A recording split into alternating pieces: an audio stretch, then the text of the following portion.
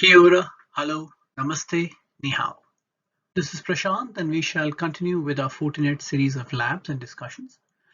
This video has been created for you to understand the theory of how firewall authentication works and how a firewall works with LDAP and a radius server. This is specific to how a Fortinet firewall works. This is Lab 5 in the Fortinet Security Guide Operating System 6.2 series, and the details of these labs are mentioned on page 90 till 99 in the lab guide. The video will cover the firewall authentication basics and how Radius and LDAP works with Fortinet devices. The video will assist you in better understanding this lab. The virtual machines you would need to complete this lab are Linux, FortiGate Manager, local FortiGate, and local Windows. In this lesson, you will learn how to use the FortiGate to protect your network and also log into the network remotely. If you watch this video, read through the guide, it should take you approximately 40 minutes to complete the lab on your machine. For those who are using the virtual system, it's essential that prior to starting this lab, they should restore the original file to local FortiGate firewall from the folder on the local Windows virtual machine desktop. It's located at resources, initial lab configuration -config, and upload the file local initial.config. This file will reset all firewall conditions and you will not have a problem in the network if you configure the details as per instructions. While doing the lab, the local FortiGate config files are located in the resources, security, firewall authentication folder as mentioned in the guide. This video will specifically address the objective mentioned here. We'll describe how firewall authentication happens. We'll identify the different methods of firewall authentication available on FortiGate devices. We will identify supported remote authentication servers and describe what active and passive authentication are in order for you to actually connect to a remote firewall. Let's now get started with the firewall authentication proper. Now, traditional firewalls grant network access by verifying the source IP address and device. This is inadequate and can pose a security risk because firewalls cannot determine who is using the device to which it is granting access. Now, FortiGate includes authentication of users and user groups. As a result, you can follow individuals across multiple devices. Where access is controlled by user or user groups, users must authenticate by entering valid credentials. Now, these credentials could be username and passwords. After FortiGate validates the user, FortiGate applies firewall policies and profiles to allow or deny access to specific network resources. Let's look at what are the FortiGate methods of firewall authentication. Now, FortiGate supports multiple methods of firewall authentication. You could have a local password authentication. You can have server-based password authentication, also called as remote password authentication. And you can have two-factor authentication. Now, this is a system of authentication that is enabled on top of an existing method. It cannot be enabled without first configuring one of the other methods. It requires something you know, such as a password and something you have, such as a token or certificate. If you recollect, we had covered two-factor authentication in one of our earlier security presentations in week number 5. Now, the simplest method of authentication is local password authentication. User account information, that could be username and password, is stored locally on the FortiGate device. This method works well for a single FortiGate installation. Local accounts are created on the user definition pages where a wizard takes you through the process. Now, for local password authentication, you select a local user as a user type and create a username and password. If desired, you can also add email and SMS information to the account, enabling two-factor authentication, and add the user to a pre-configured user group. If you recollect, during exercise 1, lab 1, you had done something very similar. After you create the user, you can add the user or any pre-configured user group in which the user is a member to a firewall policy in order to authenticate. You will learn more about groups and firewall policies in this lab again. Now, the server-based password authentication is a different way, and it is when it is used, a remote authentication server authenticates the user. This method is desirable where multiple FortiGate devices need to authenticate the same user or user groups, or when adding a FortiGate to a network that already contains an authentication server. When you use a remote authentication server to authenticate users, FortiGate sends the user entered credentials to a remote authentication server. The remote authentication server responds by indicating whether the credentials are valid or not. If valid, FortiGate consults its configurations to deal with the traffic. Note that it is the remote authentication server, not FortiGate, that evaluates the user credentials. When the server-based password authentication method is used, FortiGate does not store all, or in the case of some configuration, any, of the user information locally at all. Now, FortiGate provides support for many remote authentication servers, including POP3, Radius, LDAP, and TACAS+. POP3 is the only server that requires an email address as the login credentials. All other remote authentication servers use the username. Some POP3 servers require the full email and domain. It could be user@example.com. Others require the suffix only, while still others accept both formats. This requirement is determined by the configuration of the server and is not a setting on FortiGate. You can configure POP3 authentication only through the command line interface. You can also note that LDAP can be configured to validate an email rather than the username. Uh, you can configure FortiGate to use external authentication servers in the following two ways. The first way is to create user account on FortiGate.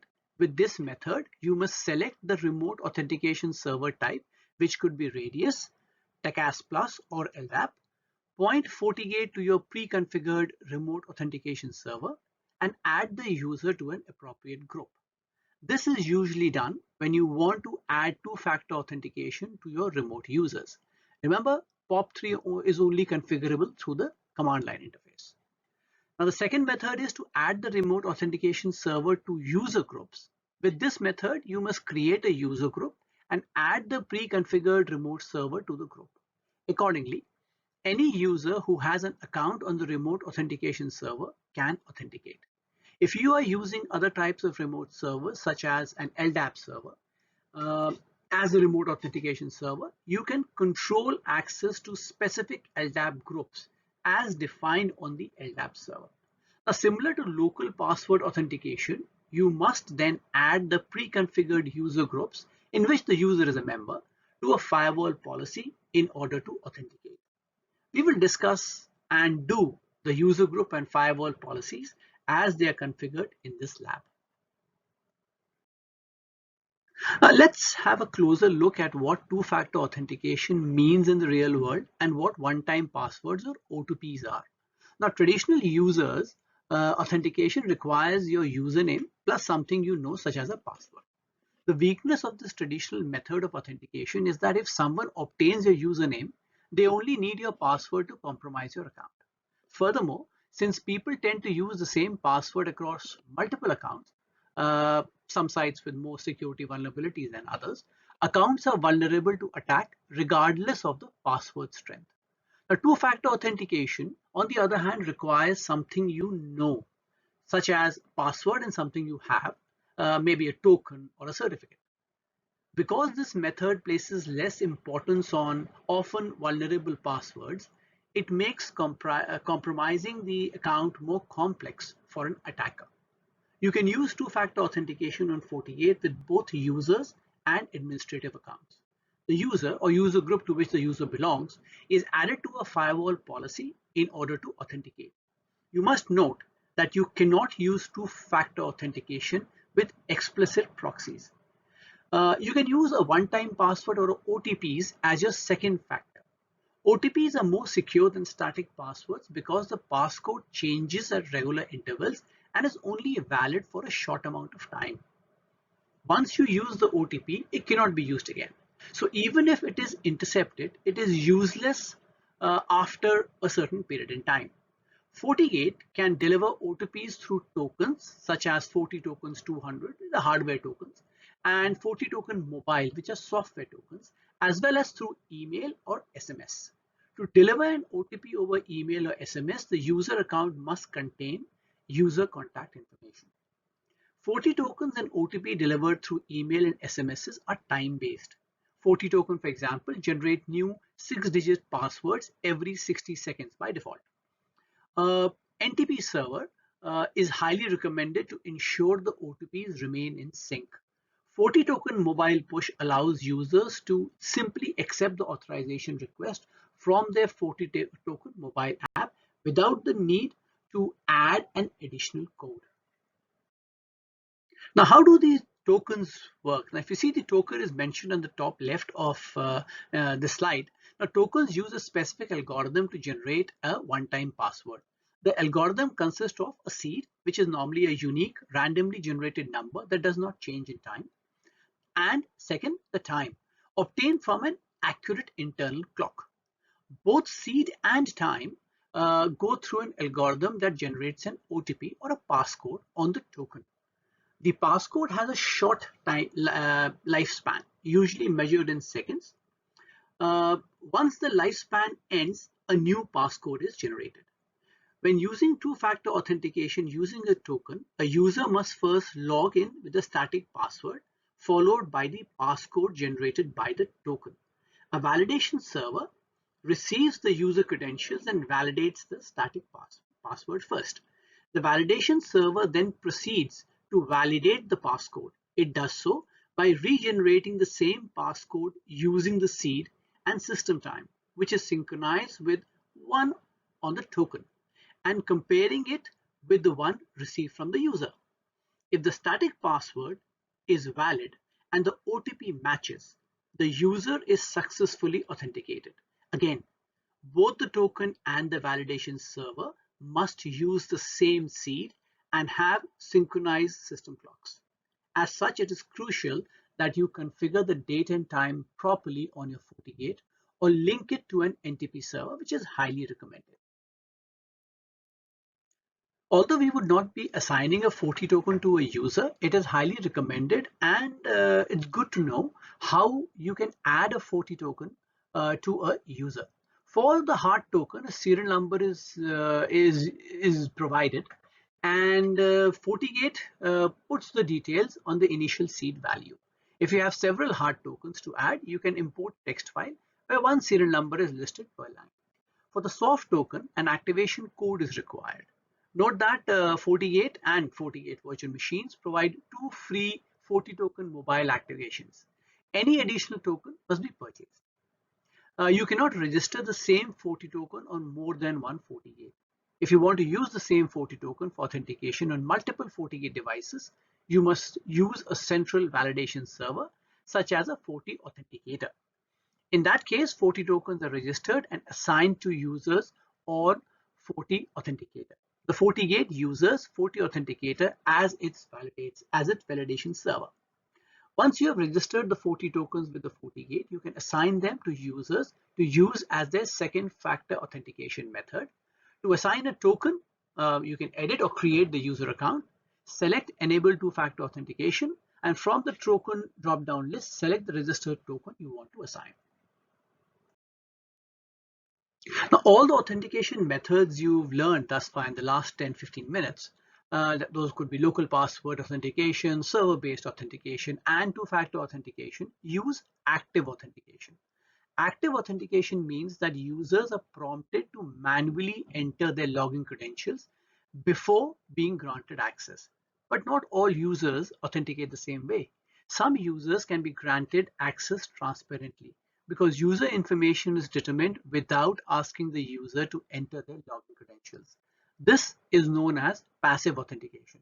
Now, passive authentication occurs when the single sign-on method for server-based password authentication, that is FSSO or RSSO and NTLM, is used. Right, time for a quick knowledge check. The first question, which firewall authentication method does FortiGate support? local password authentication or biometric authentication. 2. Which type of token can generate OTPs to provide two-factor authentication to users in your network? 40 token mobile, USB 40 token. Pretty simple questions. Just keep your answers coming on the chat.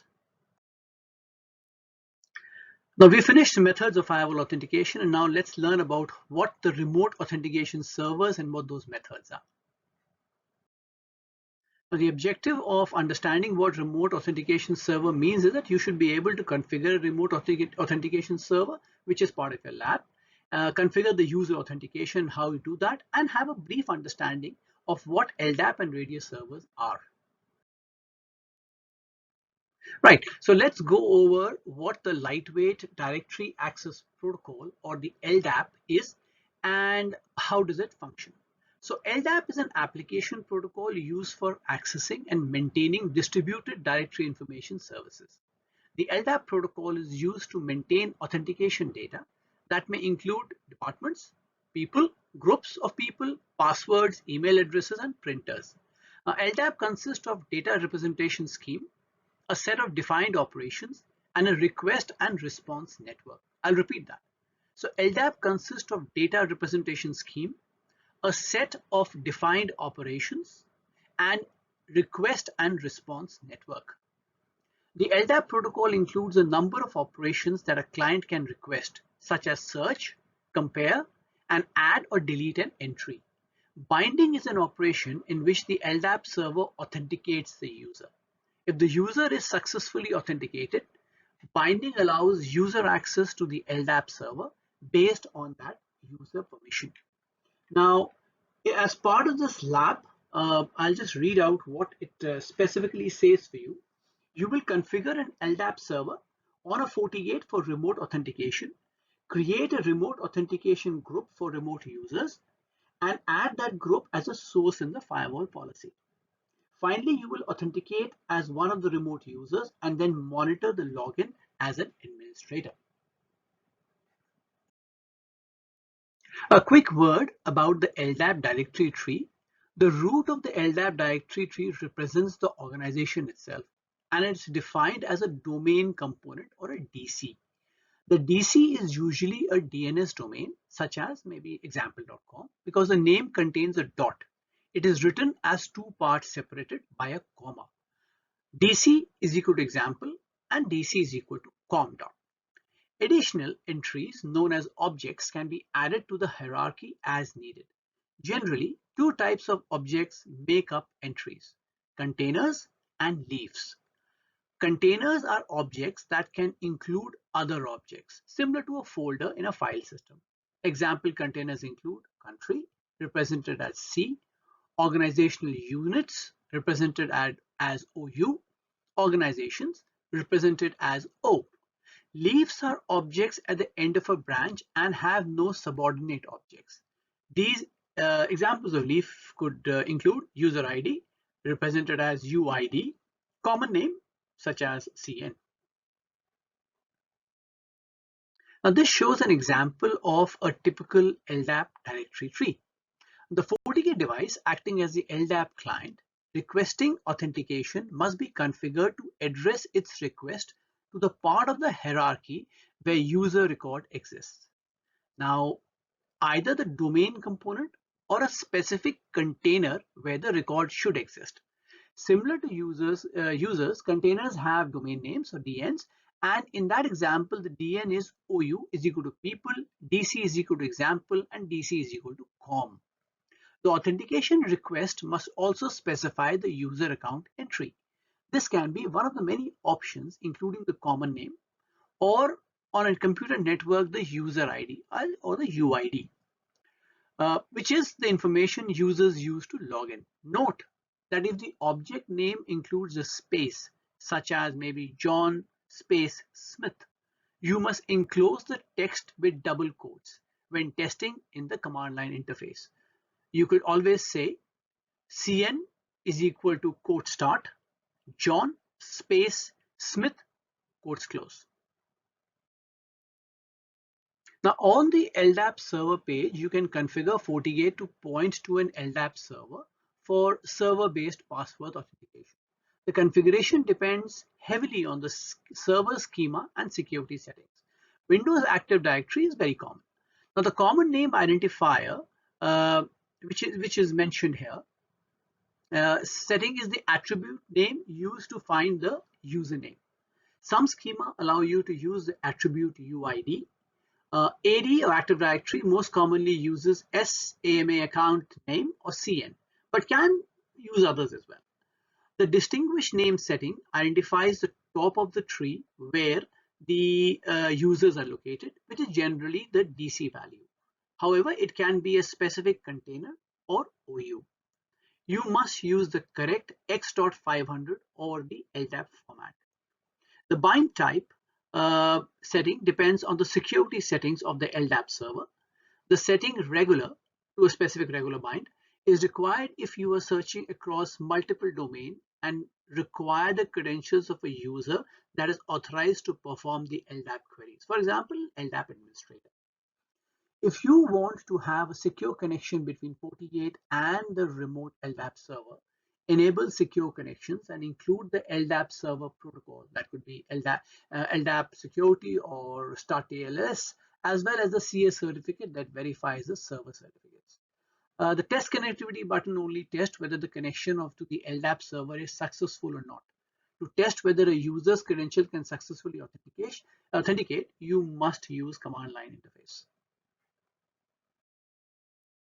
Now you can use the diagnose test auth server LDAP server name command to test in CLI whether a user credentials can successfully authenticate. You want to ensure that authentication is successful prior to implementing it on any of your firewall policies. The response from the server reports success, failure, and group membership details. Now a word about how Radius works. Now, Radius is much different than LDAP because there is no directory tree structure to consider. Radius, unlike LDAP, is a standard protocol that provides authentication, authorization, and accounting, or the AAA services. When a user is authenticating the client, in this case FortiGate, sends an access request packet to the Radius server. The reply from the server will be one of the following: access accept, which means that the user credentials are okay; access reject, which means that the credentials are wrong; access challenge, which means that the server is requesting a secondary password ID, token, or certificate. This is typically the reply from servers when using two-factor authentication. Not all Radius clients support the Radius challenge methods. They are unique sometimes. Now you can configure FortiGate to point to a Radius server for server-based password authentication through the Radius server page.